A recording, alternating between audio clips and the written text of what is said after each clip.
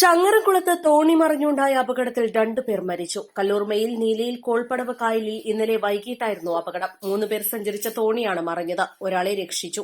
ചങ്ങരംകുളം കല്ലൂർമ കിഴക്കേതിൽ റഫീഖിന്റെ മകൻ 23 വയസ്സുകാരനായ ആഷിഖ്, ചിയാനൂർ താടിപ്പടി മേച്ചിനാത്ത് കരുണാകരന്റെ മകൻ 23 വയസ്സുകാരനായ സച്ചിൻ എന്നിവരാണ് മരിച്ചത്.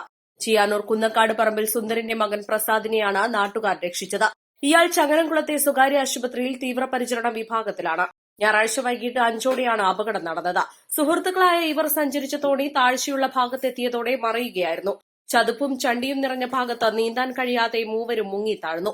അഗ്നിരക്ഷാസേനയും ചങ്ങരംകുളം പോലീസും നാട്ടുകാരും നടത്തിയ തിരച്ചിലിൽ രാത്രി 9ഓടെ ആഷിഖിന്റെയും 11ഓടെ സച്ചിന്റെയും മൃതദേഹം ലഭിച്ചു. മൂവരും നീന്തൽ അറിയുന്നവരാണ്. ഒരിക്കൽ വഞ്ചി മറിഞ്ഞതിനെ തുടർന്ന് ഇവർ നേരെയാക്കിയിരുന്നു. ഇതോടെ ഇവർ ക്ഷീണിച്ചു. വീണ്ടും വഞ്ചി മറിഞ്ഞതോടെ മൂവരും മുങ്ങിയതായാണ് സൂചന. ആഷിഖ് വെൽഡിംഗ് ജോലിക്കാരനാണ്. ഹസീനയാണ് മാതാവ്. ആഷിർ, തസ്നി എന്നിവർ സഹോദരങ്ങളാണ്. സച്ചിൻ ചങ്ങരംകുളത്ത് ബേക്കറി ജീവനക്കാരനാണ്. സിന്ധുവാണ് മാതാവ്.